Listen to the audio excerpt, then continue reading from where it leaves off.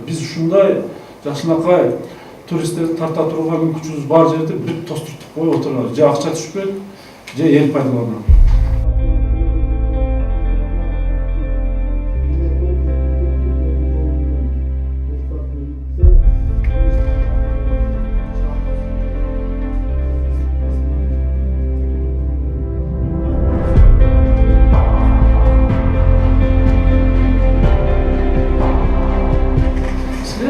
Эң баштарында бюджетте акча түшүрө турган, план тапшырган, аткара турган ушул силердин ишканаларда муниципалдык менчик башкармасы.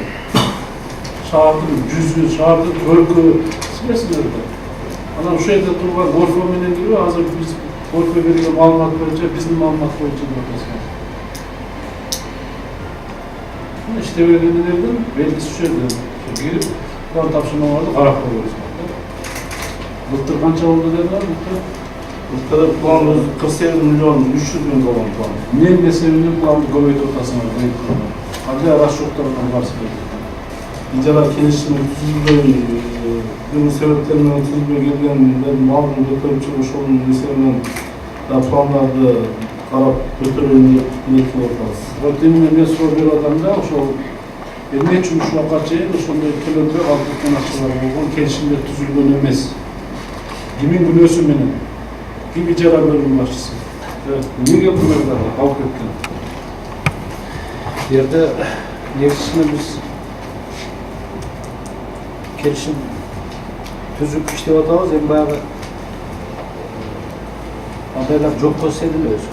Азыр бирок келишим түзүп төлөбөй жүргөндөр бар. Ошолор келишим түзүп төлөбөй жүргөндөр бар. Ошолордун эсебинен биз мисалы бул планды аткарсак болот.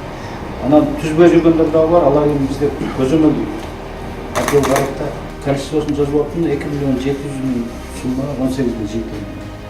Арендаторлор санын билбейсиңер? Санын токтоп, эме боюнча бар. Өзү 1257 бар. Сандык эмне деген иши? Мына өзүңүз айтып атасыз, төлөбөй жүргөн эмелер бар. Ушунун саны тактап койгону бар да, мына сан мынча ушудан проблема жаратып аткан, ижарасын төлөбөй жүргөн мынча өткөн жылы ижарачы бар деп туруп, мына сан тактап койгонсуз. Неге даярданып келдиңер?